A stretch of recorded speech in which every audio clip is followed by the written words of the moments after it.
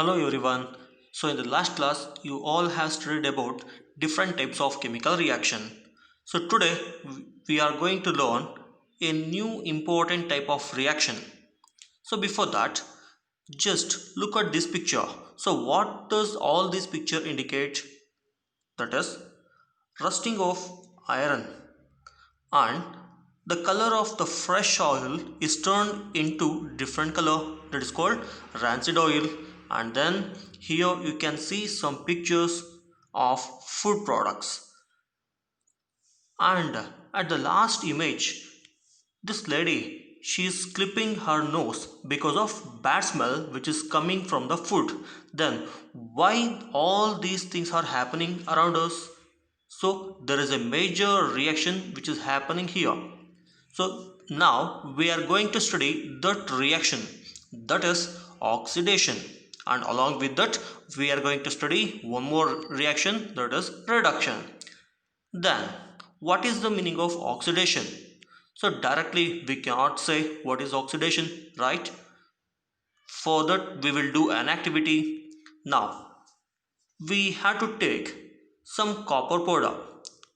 What is the color of copper powder? That is reddish brown. So take this copper powder in a china dish, right? And then heat the china dish which contains copper powder by using Bunsen burner. Now when you burn the copper powder, what changes we can observe here? So on heating, we can observe that the brownish color of the copper powder, it turns into black color, right? So it forms black color copper to oxide. What is the reaction takes place here? So copper, it combines with oxygen to give copper oxide. So this copper oxide color is black color, right? Now keep on heating the mixture, and then over this pass hydrogen gas. So when we pass hydrogen gas through this copper oxide, again we can observe a change, that is the black color copper oxide, it turns into reddish brown. That means it forms copper again. Now what happened here? So copper oxide, when we pass hydrogen over this copper oxide, it forms copper and it forms water vapor.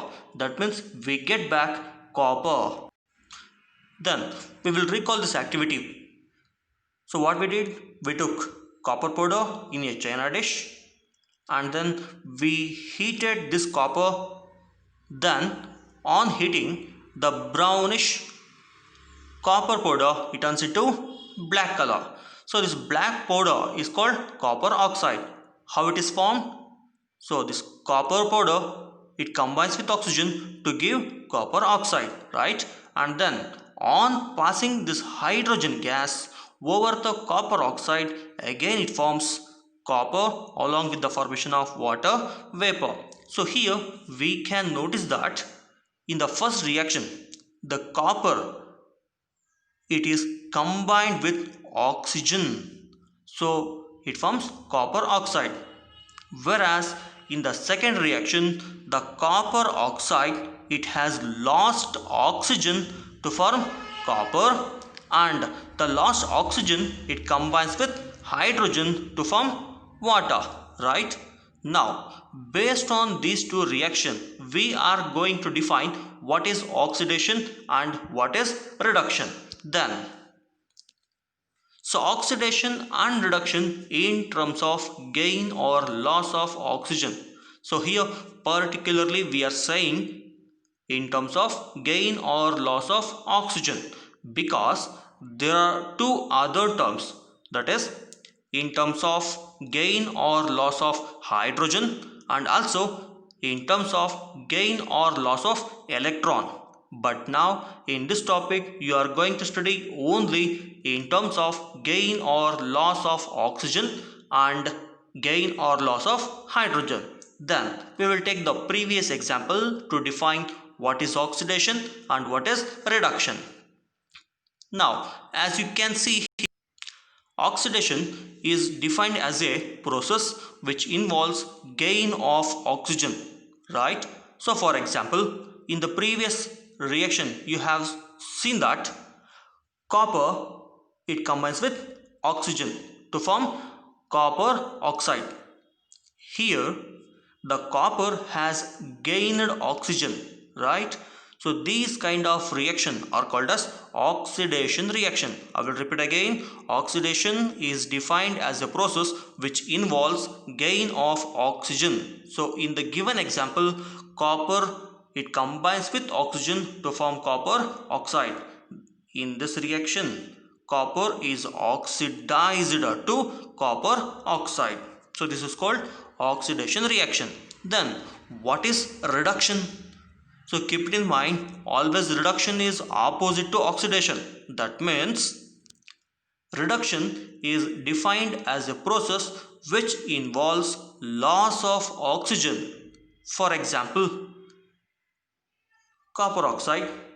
So what we did, on the copper oxide we passed hydrogen gas. So on passing this hydrogen gas, copper oxide lost oxygen and forms copper, and it also produces water in the form of vapor. That means in this reaction copper oxide is reduced to copper. That means copper oxide has lost oxygen. For that reason, these kind of reactions are called as reduction reaction. I will repeat again. Reduction is defined as a process which involves loss of oxygen. Now, redox reaction. So before this, we have studied oxidation and reduction. But here there is a combined term. Why we have to study this redox reaction? Let us see. If you look at this reaction, copper oxide, it reacts with hydrogen to form copper and water. That means the copper oxide has lost oxygen to form copper, right? Then what do we call for this kind of reaction where a substance loses oxygen? That is called reduction. Then here hydrogen has gained oxygen. What do we call a substance or a reactant if it gains oxygen?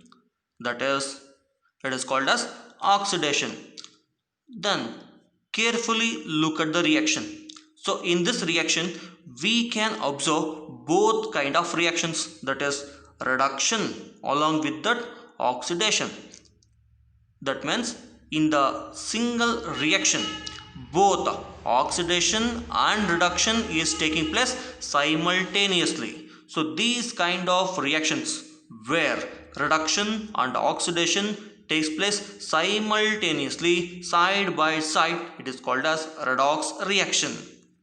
Then how do we define this? Reduction and oxidation reaction always go side by side. That is, they occur simultaneously in a reaction. Such a reaction is called redox reaction.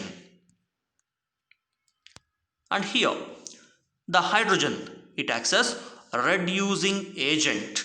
Then, here, the reducing agent is defined as any substance which helps the other substance to undergo reduction. That is called reducing agent. For example, in this reaction, this hydrogen has helped the copper oxide to undergo which reaction? Reduction reaction by gaining the oxygen from copper oxide. For that reason, we can say hydrogen as reducing agent. And then this copper oxide is called as oxidizing agent. What is oxidizing agent? So any substance which helps the other substance to undergo oxidation. So they are called as oxidizing agent. For example, in this reaction, the copper oxide, it has helped hydrogen to undergo oxidation. How? Here copper oxide has lost oxygen. So that oxygen combines with hydrogen to form water, right? So for that reason, this copper oxide is considered as oxidizing agent. I will repeat this again. Reducing agent is defined as any substance which helps the other substance to which undergoes reduction. And then oxidizing agent is defined as any substance which helps the other substance to undergo oxidation, that is called oxidizing agent. So since this oxidation and reduction taking place simultaneously, these kind of reactions are called as redox reaction. Then next one, oxidation and reduction in terms of gain or loss of hydrogen. We will take an example. Look at the reaction. Hydrogen sulfide, it reacts with chlorine to give hydrogen chloride plus sulfur. So here the hydrogen sulfide has lost hydrogen to form sulfur. That means it is called as oxidation. And then chlorine. This chlorine has gained hydrogen from hydrogen sulfide to form hydrogen chloride, right? So here it is called as reduction. Then if it learn in terms of gain or loss of hydrogen, by using this reaction we can define what is oxidation and what is reduction in terms of gain or loss of hydrogen, right? Now shall we try to define the oxidation and reduction in terms of gain or loss of hydrogen? Now oxidation is defined as a process which involves loss of hydrogen. So for example, in the above reaction, as you can see, hydrogen sulfide has lost hydrogen to form sulfur. So for that reason, this is called as oxidation. Then what is reduction? Reduction is defined as a process which involves gain of hydrogen. So here as you can see, chlorine has gained hydrogen. For that reason, this is called reduction. So we will repeat again. Oxidation is defined as a process which involves loss of hydrogen, and reduction is defined as a process which involves gain of hydrogen, right? And you will learn in terms of gain or loss of electron in your higher studies. Now look at this example. In this reaction, this manganese dioxide, it reacts with hydrogen chloride or hydrochloric acid to give manganese chloride, water and chlorine. So here can we identify which is oxidizing and which is reducing? Yes. Look at here. This manganese oxide, it has lost oxygen to form manganese chloride. Now, what we can say to a substance which loses oxygen? So that kind of reaction is called as reduction, right? And then here, this hydrochloric acid, it loses hydrogen to form chlorine. Now what we can say for that? It is called oxidation, because any substance in a reaction, if it loses hydrogen, that is called oxidation.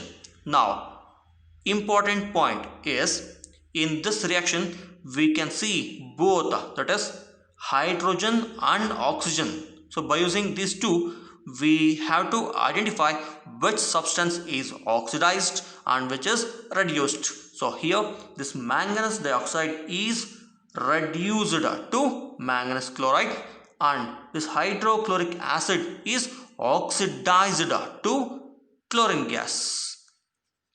So HCl has lost hydrogen to give chlorine, hence HCl has been oxidized to chlorine, and MnO2 has been reduced to MnCl2. Then, what are the effects of oxidation reactions in everyday life?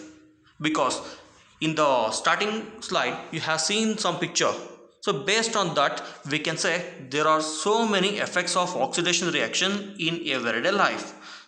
Then here we are going to discuss only two important effects of oxidation, that is corrosion and rancidity.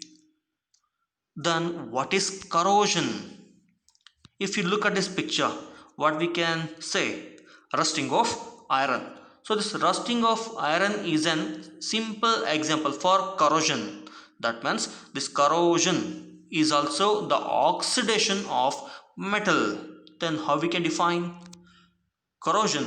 It is the process of slowly eating up of the metals due to attack of atmosphere gases such as oxygen, carbon dioxide, hydrogen sulfide, water vapor, etc. on the surface of the metals so as to convert the metal into oxide, carbonate, sulfide, etc. is known as corrosion.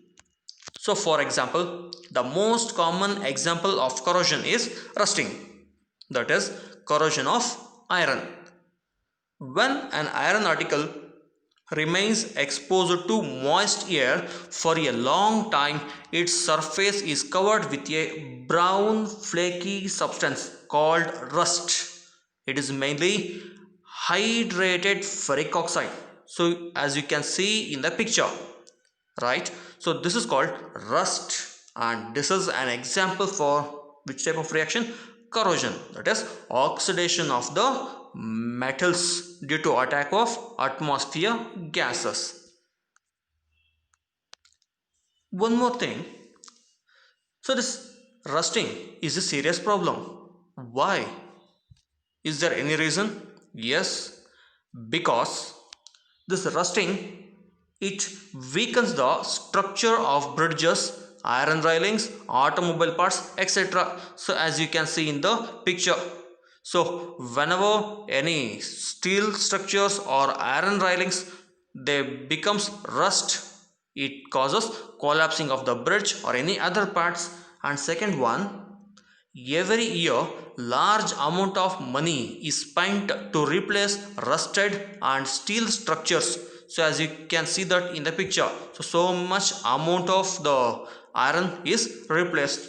And then in the third one, a reddish brown crust of rust does not stick to the surface, so it peels off, exposing fresh surface for rusting. Thus corrosion of iron is a continuous process which ultimately eats up the whole iron object. So again it causes loss of the iron thing. So as you can see that in the picture, so because of all these reasons we can say this rusting is a serious problem, right? Then if it is a serious problem, how we can prevent the rusting? So there are few methods. We will discuss the most important methods to prevent rusting. In that, first one, by painting the iron articles such as grills, iron gates, steel furnitures, bodies of car, etc. So you can see that in this picture what he is doing, he is painting the metal. Now second one, by greasing and oiling the iron articles such as mechanical tools, machine parts, etc. So now look at the picture what they are doing. So here the person he is applying grease to the machinery part. And then the third one is by galvanization, that is coating the surface of iron objects with a thin layer of zinc. So look at the picture. So here the iron articles, they looks like they are made up of zinc, but actually they are not completely made up of zinc, they are made up of iron. On this iron what they did is they coated a thin layer of zinc. So this method is called as galvanization. Now what are the three methods? By painting, by greasing and oiling, and the third one by galvanization.